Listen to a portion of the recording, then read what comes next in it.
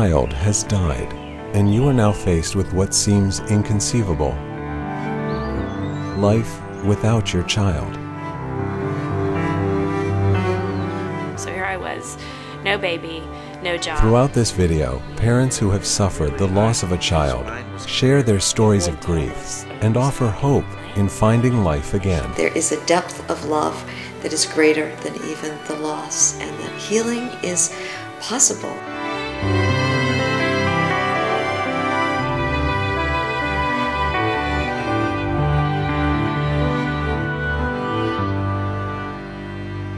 This video is for any parent who has experienced the death of a child, and for those who aim to help someone who is grieving.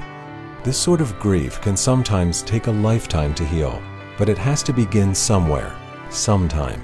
With this video, you will be introduced to topics such as knowing you are not alone, dealing with the loss of hopes and dreams, grieving the death of a baby, the family's grief journey, and how to honor and remember your child.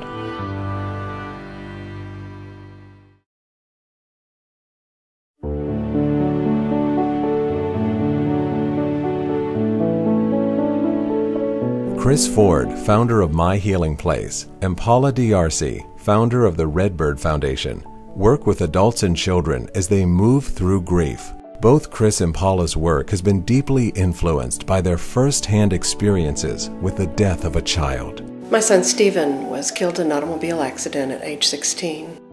Left home one morning for school, and that afternoon on the way home was in an accident. My world changed dramatically from then on. My daughter Sarah was almost 2 years old when she was killed. We were in an automobile accident that involved a drunk driver. Our car was hit, and both Sarah and her father lost their lives. I was 3 months pregnant, and in a shock I wouldn't have believed. When you lose a child, something has happened that is just unthinkable. It's something that seems to shatter the foundation of your very life. It breaks the order of the universe. And there's no preparation. There's no way anybody has ever simulated this with any other kind of loss. Without knowing that we believe that we are going to see our children grow older and that they will be there for us. If my child is not going to live for me to see them grow old and their children, then what is true? What can I believe if I can't believe that? One of the things, even in losing a young child, was, does life have meaning even though it's brief? Like, what is life? What are we doing here? Dare I love, knowing that the risk of any love actually is that one day one of us, will not be here? I was asking myself something as basic as, will I enter back into life now that I've seen this power that obviously has always been here, but I'd never seen it play its hand before. And now that I know this, now that I know in the blink of an eye things can change, will I be able really to enter into life wholeheartedly? One of the aspects of grief after a child dies that makes the grief difficult for parents is that the parent-child bond is unlike any other human connection. As a parent grieving a child's death, there's often that sense of almost your body remembering what it is to run your hands through their hair, or as I often did with Stephen, he had this piece of hair that would fall down in his face and I would be constantly pushing it away, and having that experience, even just that body experience of remembering that. Or he was kind of a practical joker. He would walk up behind me and put his knees behind my knees, and there were times when I could almost feel that. Just that amazing connection that somehow is still there and yet is not. Tell about those. What are those things? These are nutcrackers. Carlene South and her grandson Ben live together in Austin, Texas. Carlene's daughter Megan, Ben's mother, died unexpectedly from an undiagnosed heart condition 9 months ago. I find that I have to actively practice detachment from Megan's physical manifestation. They came out of our bodies, and we're so used to having them physically that it's a real challenge to detach from that because we don't have that. When I could finally be quiet and still on my own and invoke her presence and connect with what is really real, then I could begin to detach from that physical. And I have to keep re-practicing that because I'm a mom. Jacob Moya, age 14, was an active youngster who went off to summer camp. Over the course of that summer, he contracted the H1N1 virus, which turned into staph pneumonia and a bacterial infection. 4 weeks after arriving home from his summer activities, he tragically died, leaving a loving family confused and grief-stricken. I was holding his hand, and Henry and I were standing by him, and they turned off the machine, cranked up the ventilator. His heartbeat, you could see it gradually, slower. They pronounced him at 12:45 on a Saturday morning. I've lost my grandparents and I've lost aunts and uncles in the last several years, but losing my son was the toughest thing for me. I carried him for 9 months. I took care of him, and I had him 4 years, just him and I, before Vanessa came along, and we spent a lot of time together. We had a close bond. When a child dies, parents often question whether they could have prevented the death of their child. Even though in my head I knew that I had not done anything that caused Stephen to die, there was still that sense that if I just hadn't done this or if I had done that.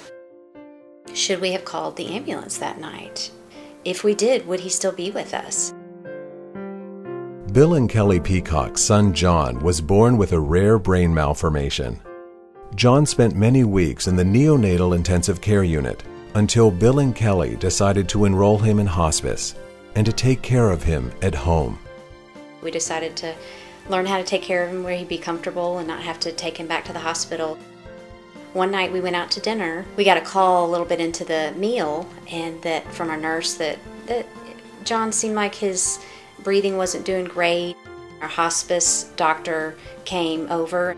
Our doctor said, go ahead and put him in your lap because it looks like this might be it. And so and we did, and we were in his room, and he was in my lap, and Bill was there, and he passed away very peacefully.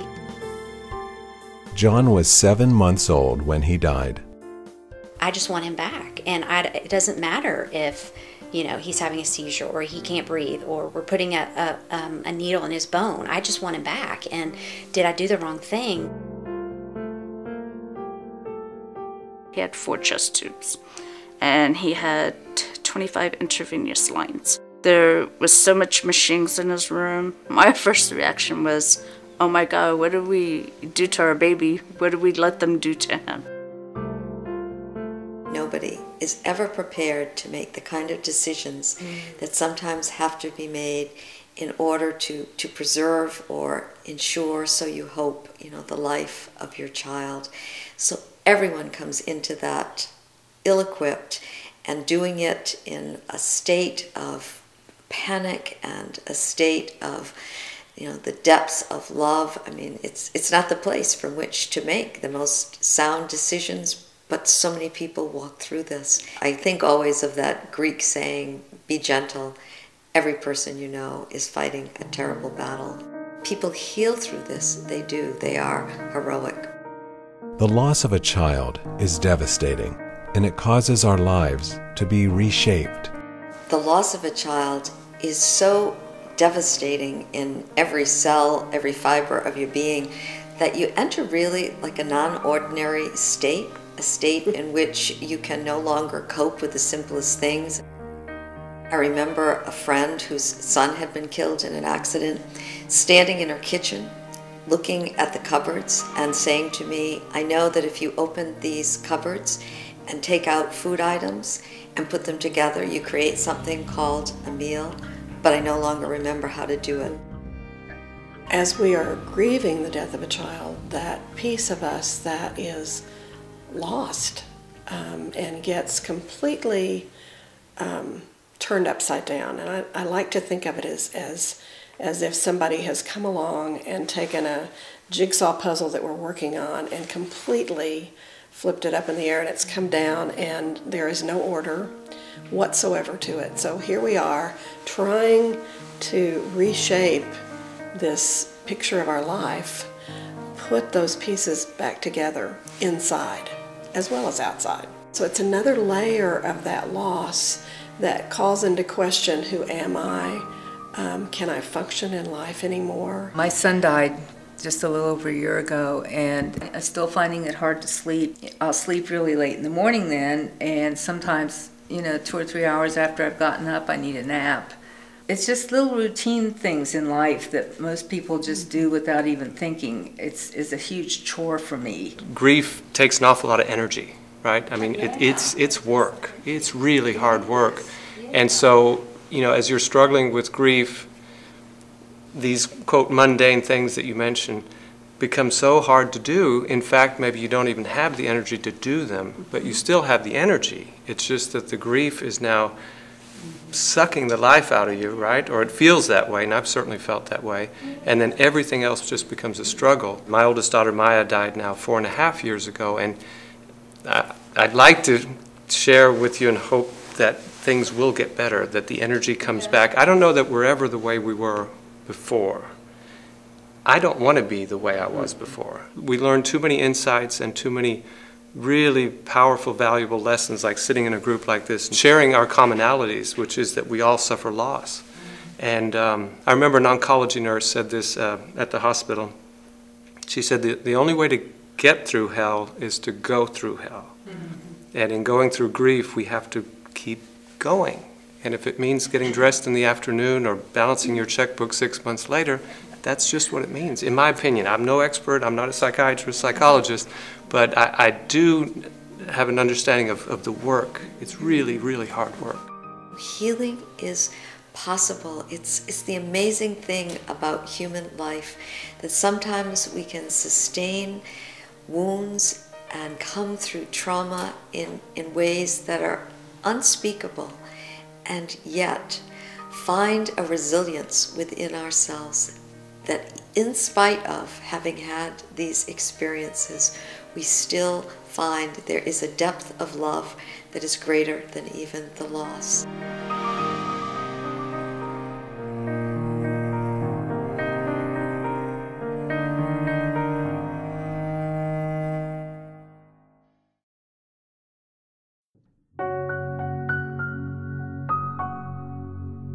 When a child dies, hopes and dreams invested in that child are shattered.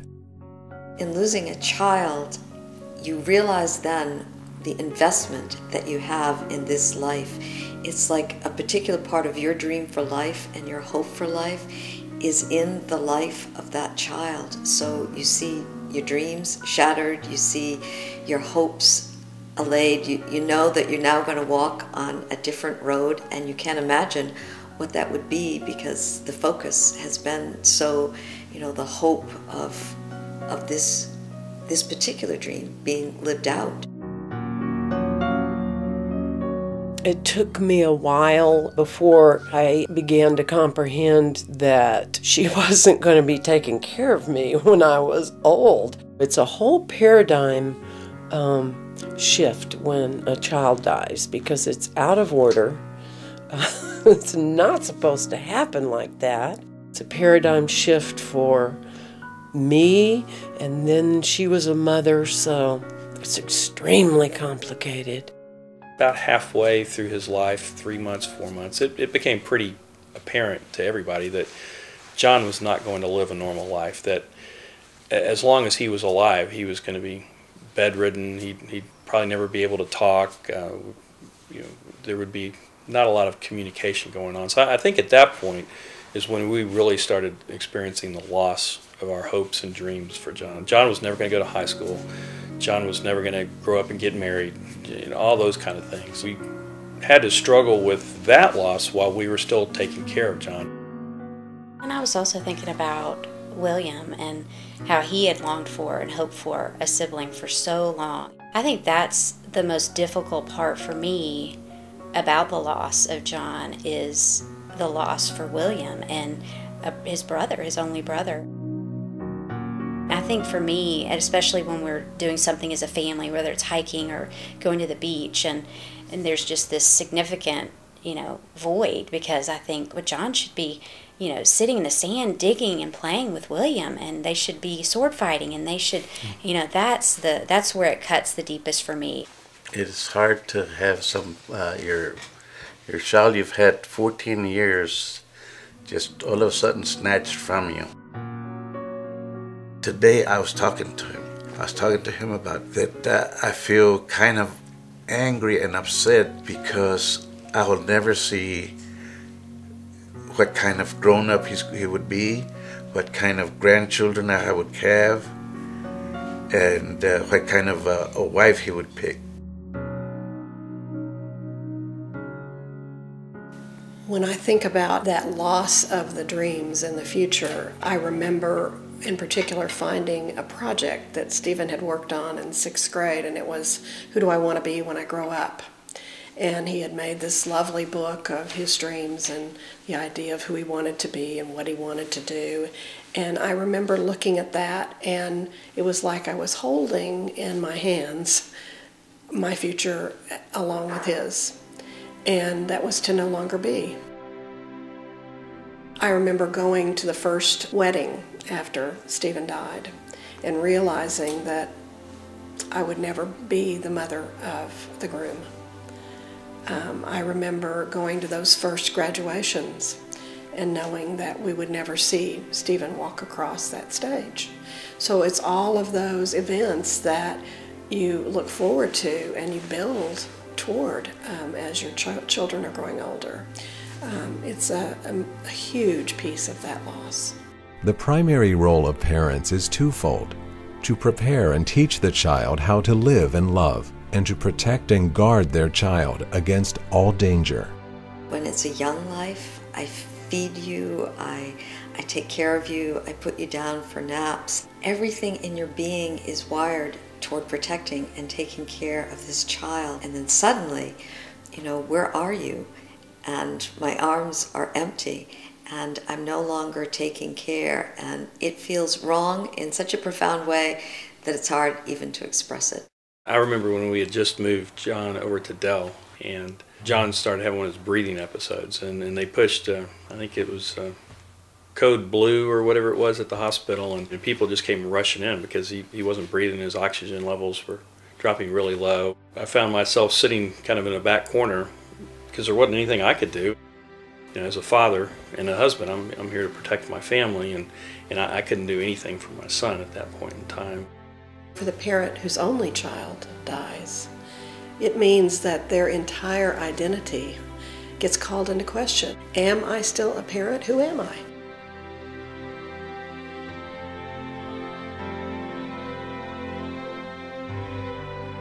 I know when she first died, maybe only she had been dead about a week or so, and we went to a neighborhood party. There were people there we didn't know, and a woman turned to me and said, "Do you have kids?" I said, "Well, yes, but my daughter died." And she said, "Oh, I'm so sorry. How long ago was that?" And I said, "Well, it was a week or two. I don't remember how long it was." She was horrified. So then that made me think about, what am I going to, I don't want to horrify people, but also I am not I'm still a mom. I'll always be a mom, whether my child can sit with me physically or not. A question that was asked of me, I've heard so many people say this so often, how many children do you have? And you don't know how to answer. If you say that you have none, or you have one, if you have a remaining child, or however many you have, then you feel like you have denied this child. And yet, if you give the total count of your children, including the child who has died, then it raises questions that you may not be able to answer easily in that setting, or that people may really not want to hear. So in every way, the future that you had, the life is called into question, and you're going to have to go back and dream new dreams. And the death of a dream is a very, very difficult thing.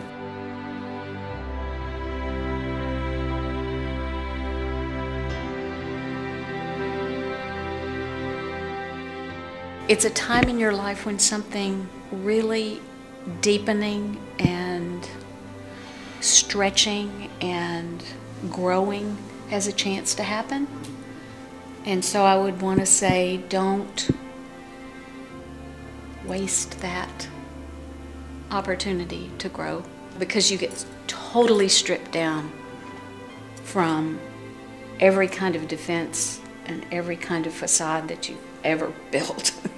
It just gets torn away, and that's better.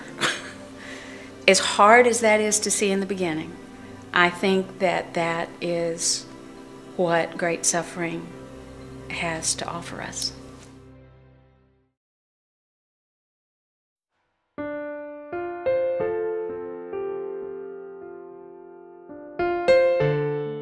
When a baby dies, life is cut short.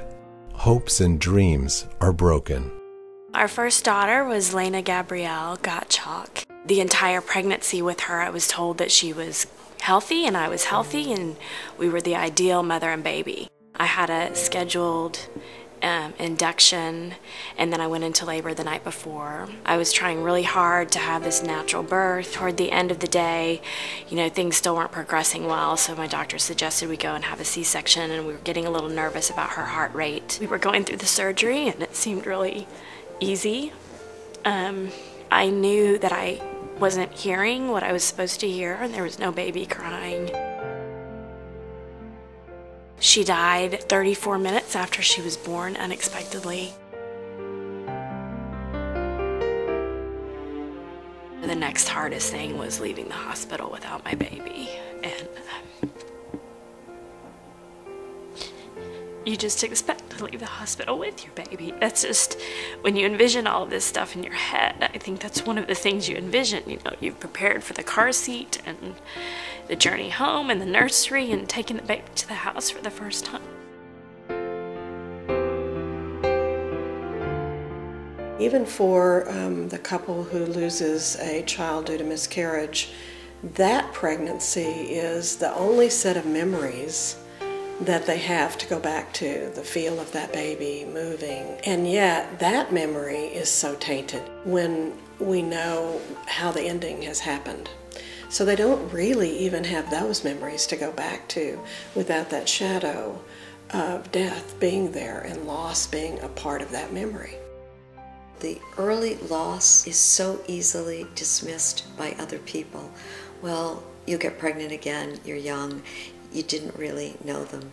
And to be in that atmosphere where people aren't honoring how deep the loss is can also be a real factor in the heaviness of the grief. It's the hope, it's the dream, there's a future you already saw. The grief after the death of a baby needs to be given time and space. There's no such thing as moving right along. The grief has to be honored. The loss has to be acknowledged. I went through this. It was difficult. It was painful. And in honoring it, you meet it. And in meeting it, you allow the pain to pass through. Families whose infant dies after many weeks or months spent in the neonatal intensive care unit may have multiple experiences of trauma. This experience overrides the grief of the parent. Having a child in the NICU is a constant battle of staying up and staying alert and ready for whatever's going to happen. There were times when I would hold him and it would be quiet and I'd get a chance to cry, but it was just so busy, and there was always alarms going off and beeping, and I felt like we were in the middle of this grieving process of losing him, but yet not having lost him yet. And I think it wasn't until I walked him out to the car when he had died and set him on the cot and said goodbye to him and walked in and closed the door that there was just this emptiness. The parents are grieving through all of this, but the trauma of all of these surgeries and interventions and the ups and downs overrides this grief in such a way that it's almost as if when it's over, the parent suddenly realizes, oh my goodness, I have not even been able to grieve what's happened. Once that door closed and he was gone, it was a new thing. There'd always been something to do. Reminded me of going up Mount Everest. I mean, those guys are on the final ascent of Everest. They take a step like every 30 seconds because they can't breathe, but they still make that step. And that's what it was like in the NICU for me. Is it doesn't matter whether I could breathe or not. I just had to take that step because that's what we had to do. But then when we got home, there's no more steps to take, and that's when I probably struggled more than that, because all of a sudden all I had to do was feel, and not something that's just right at the top of my desires. Often, part of the grief process after a baby dies is working through feelings of guilt. This is especially true for mothers. Immediately I blame myself. I thought in my attempt to not, to have this natural birth, that had caused her death. My questions have always been for 5 years. Is there anything that could have helped her live at all? Because he was in my womb and I carried him, and he was born and he had this brain malformation. I felt like I questioned every step of the pregnancy and what could I have done, and I know there's nothing that I did wrong or that I could have done differently, but that was a really hard thing. Where there is a loss through miscarriage, stillbirth, or infant death, a couple's grief differs greatly. In this case, I think it gets accentuated by the fact that the woman has carried this child and has a real body connection in a way that is different. It is different than the father. And therefore, the trajectory of that process is a little different. And often, where I don't believe the husband really means to dismiss, I do think there is just a lack of understanding of the depth of the pain that there is for the woman who has lost this baby. And often I think there's sort of a push toward, let's move forward, let's just think about getting pregnant again, long before that mom is really ready to move to that place again. And it causes a lot of friction and stress in the marriage. The same way that when you're gestating a seed, life gets a little bit quieter sometimes and you allow the space for the life to grow, then you have to allow the space afterwards for all of the feelings and all of the memories and all of the loss to be held. It's a really vital space, and the people that I see whose healing is the strongest are the people who've given space and acknowledgement to that. Subsequent pregnancies after the death of a baby are often laden with fear. For me, I was pregnant at the time of the loss of my first daughter, and there was something then that forever was taken from that pregnancy, because now you knew that things could happen. There was no longer an innocence, and that felt in some ways like such a layer of loss. I did get pregnant again. I guess I just tried to numb myself to the pregnancy. I knew I was pregnant. I knew that I knew there was another baby, not the same baby. But how excited do you get? I just wanted the pregnancy to be complete and to have the baby. Karis is our second daughter. She was born healthy and everything was beautiful. So that was probably the next phase of just some level of healing, was having Karis. Taking Karis to Lena's grave for the first time, and experiencing all those first things with Karis that we were supposed to experience with Lena, and just trying to just figure out how the two children and experiences fit together. Honoring your baby that has died, whether through miscarriage, stillbirth, or infant death, is an important part of the grief process.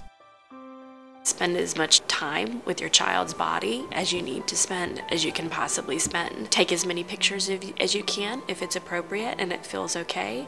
One of the important ways to honor a child who dies before birth is to give that child a name. Worked in the last couple of years with a young woman who lost their baby very, very early, and they were not even able to determine the gender. And so she struggled with this name thing, and I finally said, what in your gut says to you, what does it say to you about, is this a boy, is this a girl? And she said, well, I always believed it was a girl. And I said, then trust that and name it. Name her and honor her. It just is the most basic way that we give real life to what was life. Finding life after the death of a baby is possible. Give yourself time to heal. Here I am 5 years later, and I have 4 young children in our house, under 4 years old, and so it's still a process of, Lena is still so important to me, and so I still have parts that I want to heal, for sure. Just know, however sad you are, and however awful it feels is okay.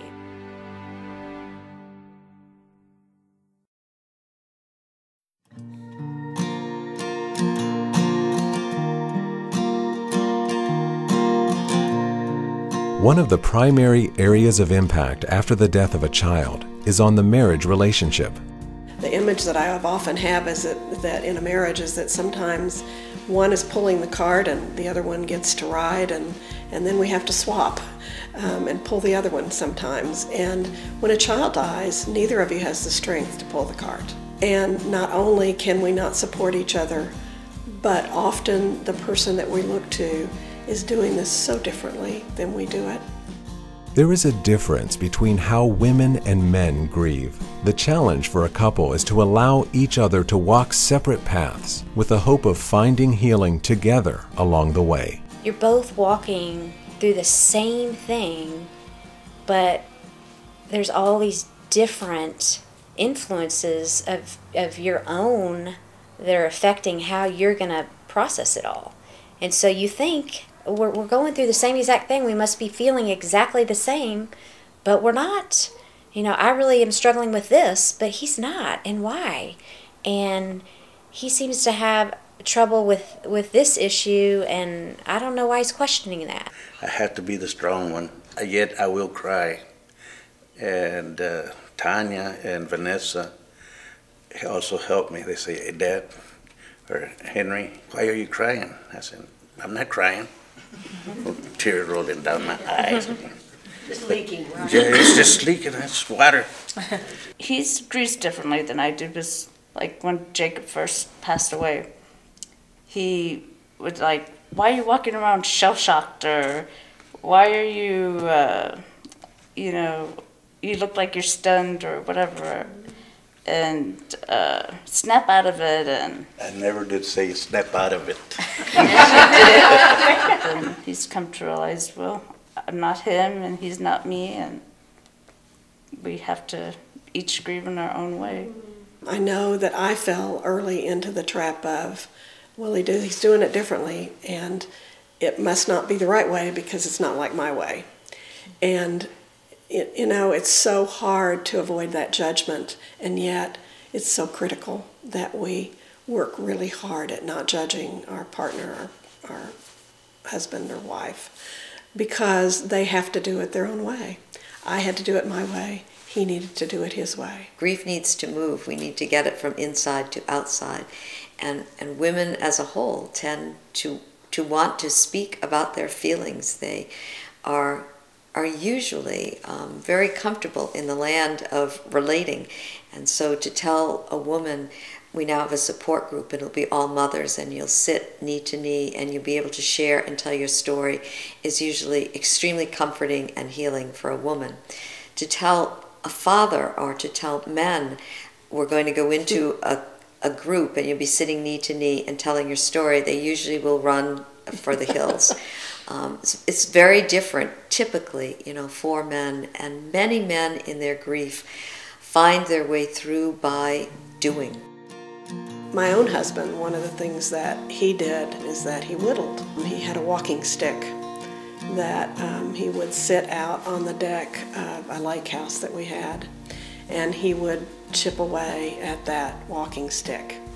And we had a friend who spent a lot of time with us after Stephen died, and as Paula said, they would often just sit out there, not saying much to each other as John chipped away very slowly at this walking stick. And then there were times when, as he was doing that, they would talk about Stephen. They would share memories of him in a very different way than the conversation that would happen with he and I. It was an extremely healing piece for him. I had the unusual experience that when I lost my child, I also lost my spouse. And so I had to really renegotiate what I thought family was. And I'm aware of how many people are single parents and go through this kind of loss. And it's its own special niche.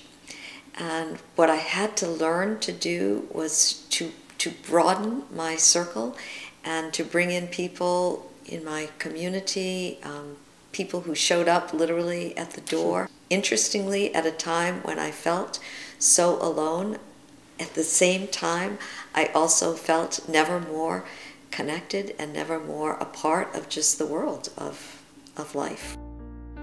Each person within a family will grieve in his or her own way. You have this sort of merry-go-round effect of the life cycle of the family is moving, and everybody else is moving too, but we're all going at it at different paces and in different ways, and it makes for a really chaotic sort of home. I think when nothing is causing us to be authentic about feelings, that lots of times family systems or marriages just hum along with everybody hiding many things, and grief is like a great searchlight, and it's putting light on wherever the links in the chain are weak. And I just like to emphasize that, again, if time can be given, if people can just bear with the fact that everything is torn up now, it's also, this is the seed of healing, and healing is possible. Sometimes we even imagine him in the chair, and we'll talk to him. But it's weird. It's different. Vanessa is Jacob's sister. She is 11 years old and now is the only remaining child.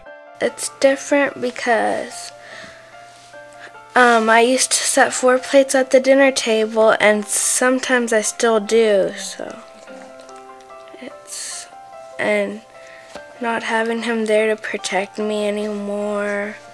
Or we used to do puzzles together as a family, and he used to come down at night when everybody was asleep and he would do them. One of the patterns that I've seen as I've worked with families is that often in the first few weeks, perhaps even first few months after the death of a child, there is this unbelievably honest time and vulnerable time. It's as if we can't be anything else. We just have to be where we are. But what I see is that after a few months, that often begins to get scary. And so there is this kind of drifting apart and somewhat less intimacy emotionally. And if we can somehow catch ourselves before we drift too far apart in that pattern, it, I think, can be the beginning, again, of a strengthening. After a child dies, the communication within the family changes. I just think it's so crucial for couples and other children in the family, if there are surviving children, to be able to talk about what they need. To be able to say, it would really help me to be able to look at videos and kind of remember in that way. I love to go back and laugh, and someone else to say, oh, I just can't do that.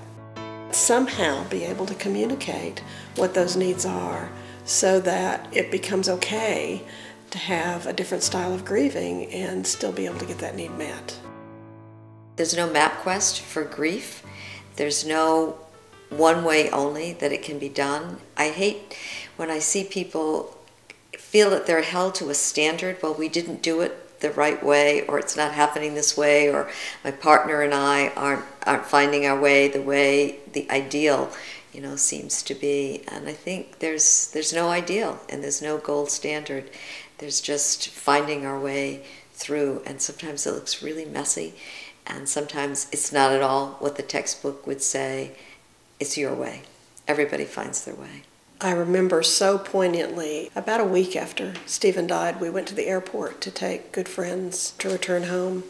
And Jennifer and John and I were there together, and this was sort of the last of the visitors in our home. And it was as if we all knew without saying it that now we had to go about the business of really figuring out how to do this. And again, without saying anything to plan it, the three of us linked arms and sort of skipped down the hallway of the airport, saying out loud, we can do this. We're going to do this. And it was the beginning of getting up that morning and saying, we're going to live. We're going to do this differently. And I do think that we've had families say to us, we made a strong statement about what it is to get up and move on and find morning in the middle of darkness, to really find day again. When a family is moving through grief, it is often necessary and helpful to reach out beyond the family unit for help. I think one of the greatest things that came out of John's life was the relationships. It's really enriched our lives. If we're writing the story, I don't think we'd go back and say, well, let's lose our son, so we'd have all these great relationships and everything. Yet there's still something that I cherish and something that we cherish and have been very important to us and helped us go through this process. So I would encourage other parents who go through this process to embrace those relationships that are out there. Don't draw inward. Look for ways to find them and the folks that are out there. I'd just like to say something to that about being a single parent. These were the days when I learned to say to someone else, I need help. These were the days when I learned to say, could you watch my child for a while so that I could have some space for my grieving? And as she grew, I learned to go to others and to say, I need another set of eyes on this request of my teenage daughter.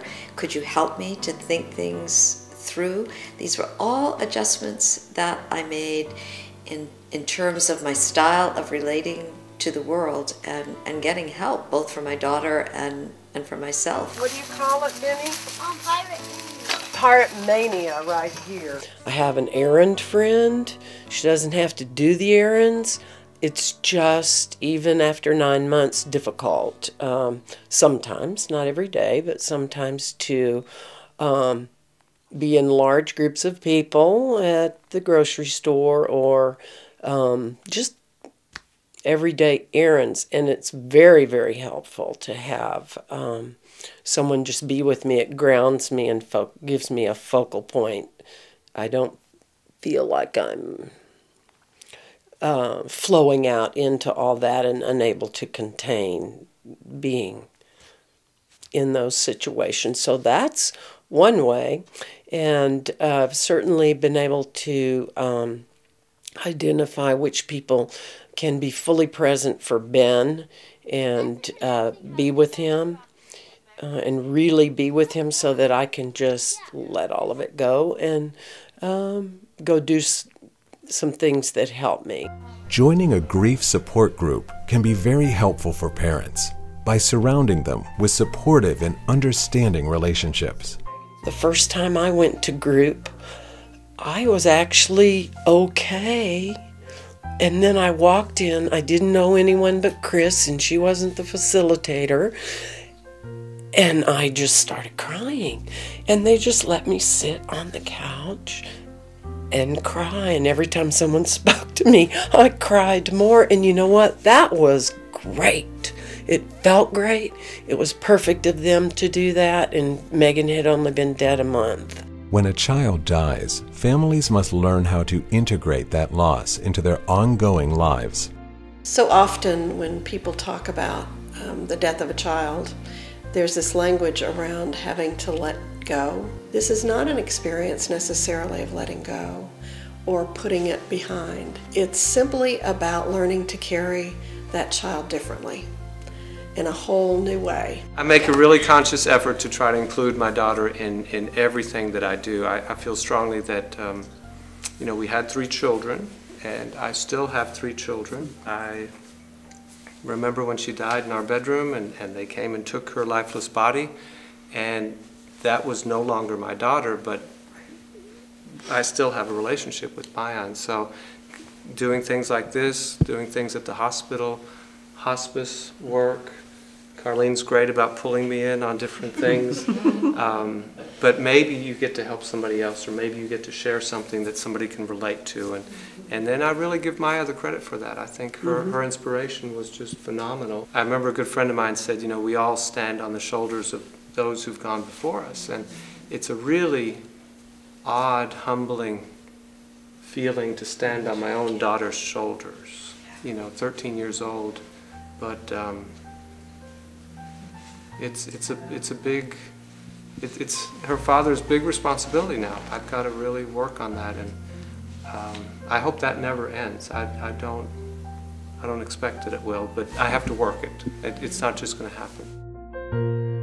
We try really hard as a family to incorporate John into our lives. We talk about him, sometimes at the dinner table, sometimes when we're out hiking. When it's his birthday, we have cupcakes, and we occasionally go to the cemetery and take some flowers, or just sometimes run around and play soccer in the field next door. John will always be a part of our family. Sarah was so young when she died, and so it's a little bit different when it's a child that is not extremely verbal, and so you haven't shared thoughts, or you don't know how somebody thinks or what they were going to grow up to be. But I wrote letters to her for months and months and months past her death, because I knew I wasn't done yet in saying the things that I wanted to say until, just as Chris said, it was like learning a new language. It was the language of the heart. It's like taking the very best of something and bringing that on with you. And in time, the painful memories became more and more dim, and what carried with me was the essence of just her being, and that experience of loving someone, a first child in that way. As that process of moving through that loss happens, that our identity as bereaved parent somehow changes, and it becomes integrated into a bigger story. So I'm not a bereaved parent anymore. I'm a parent, and I'm a parent of Stephen. I'm also a parent of Jennifer, but it's just a bigger story.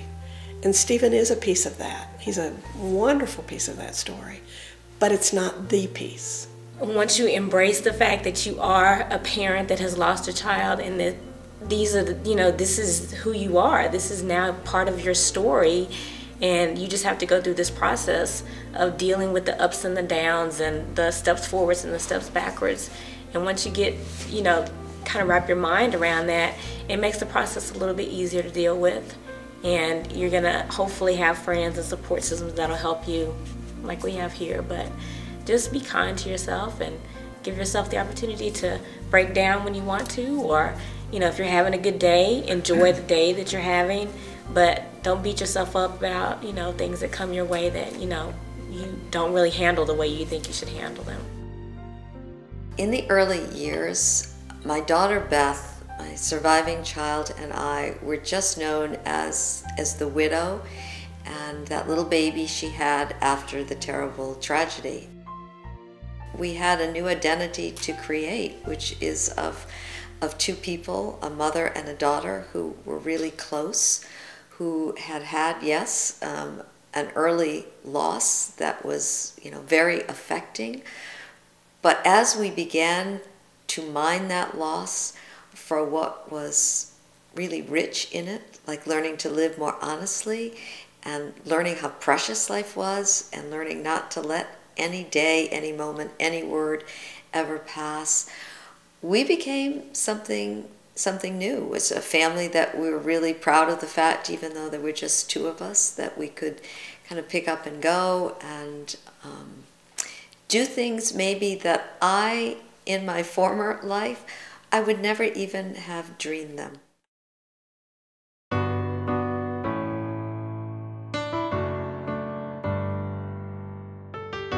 During the grief process, parents often think about the markers in the life of a child that their child will not experience. It is important to honor these moments throughout the grief journey.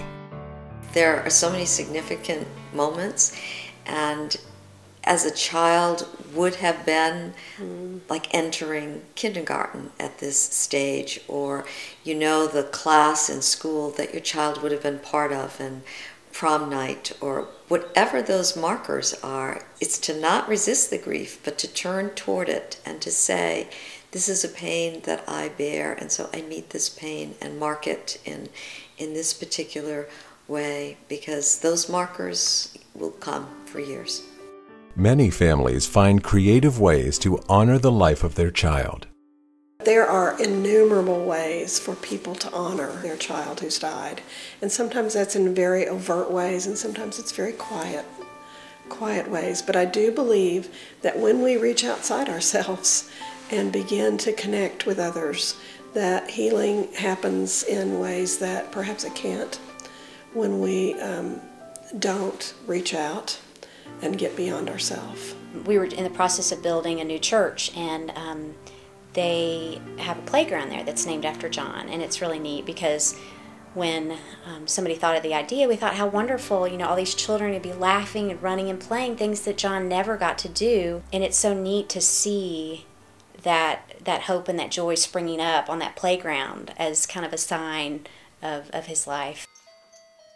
His favorite color was blue. We decided to buy all blue ornaments. Vanessa liked the glitter aspect. We got blue lights, but then they saw the musical lights, and Jacob loved musical lights, and so it was half and half. It's a rock that came from school, from the tree planting, right? We have a little garden memorial in the backyard because that's what Benny wanted to do. But what about, we have to have three because that other one.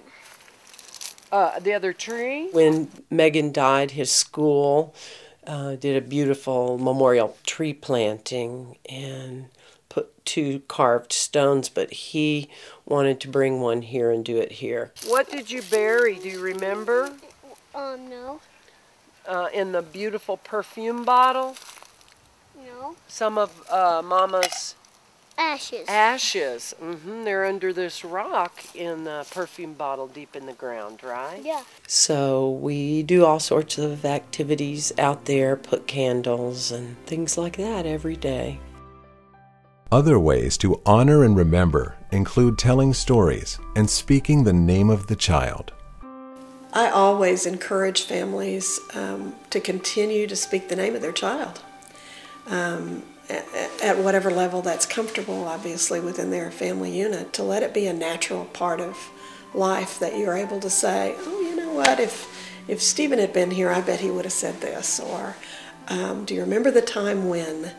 And I find that when families are able to do that, that there is a growth and a sense of movement in the grief.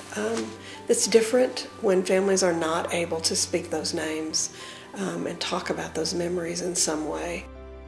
We're not afraid to talk about him. We involved him in everything that we do. There was a period there about a month that we looked at each other and we were afraid to say. But then we looked at each other and said, why are we avoiding his presence, because he's still a part of us And we need to, you know, you need to involve them, and the more you say it, the better you feel. I'm wearing his necklace. I wear it for special occasions. Whenever I need him, I just wear it. One of the ways we talk about John the most in our family is William comes up and says, you know, what would John be doing now? And, you know, it was a long time ago that we abandoned the reality of John's sickness. And so when we talk about what John would be doing, we talk about John as if he was just a healthy, normal 2-year-old or 3-year-old or 4-year-old. And William likes to find out what John would be doing to get in trouble. I think to have somebody to share the trouble with. And so that's one of the ways we get to just a little bit continue on experience some of those hopes and dreams by telling William the things that John would be doing if he were with us today. This is me and this is my mom. And this is my feeling chart. How are you feeling today? Happy. When I was first bereaved, so many people said to me, "You'll never get over this." Today, I enjoy a life that's so deep and so rich, and I see beauty in life in a way then I never thought I would see it again, and in some ways see it even more because of the honesty that came in looking at what life is really like and being able to accept life as it is and not a dream of life. All of that has conspired to make life very beautiful for me, and that's an encouragement I would want to give to anyone. No, I will never have not had this experience, but even with this experience embodied in me, healing was possible. I don't know if I'll ever jump out of bed and say thank you that, you know, everything's great in the world, and that's okay. I'm okay to get up and say, you know, what do I need to do today, and what's, you know, and I can be joyful in that. You want to go up there and look down at us? The very preciousness of every single moment of life.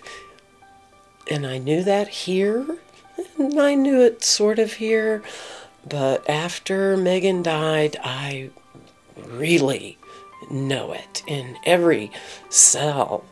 And I wouldn't give up any moment that we had together. Every one of them precious, and every moment now is so precious. It doesn't last forever. Just dwell on the things that were good and remember them not as they were the last time you saw them. Have the good feeling of looking at them as they lived, not as they died. This is a choice we have, that we can choose to be more or we can choose to be less. And it really is in our hands. And we can simply meet it, as Paula said, move toward it, and allow it to change us in the ways that are only possible, I think, after being broken.